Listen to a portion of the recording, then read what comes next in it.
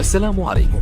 لا تنسوا الاعجاب بالفيديو والاشتراك في القناة تشجيعا لنا لنستمر بنشر المزيد إن شاء الله. التطورات حتى اليوم 3 أغسطس 2025 في 1 أغسطس 2025 طالبت النيابة الفرنسية في نانتير بإحالة أشرف حكيمي إلى المحاكمة بتهمة الاغتصاب. الحادثة تعود إلى 25 فبراير 2023 حين زارت امرأة تبلغ من العمر 24 عاما منزله في ضاحية بولوني بلانكور بباريس، في حين كانت زوجته وأولاده في عطلة. التحقيق استند إلى اتهام المقدمة بأنها تعرضت لعنف جنسي، بينما حكيمي ينفي وجود عنف وادعى أن القضية جزء من محاولة ابتزاز مال. الآن القرار بط في يد قاض محقق لتحديد ما إذا كان هناك أدلة كافية لإحالة القضية لمحكمة جنايات أم لا. منظار مكبر العناصر الأساسية في الملف.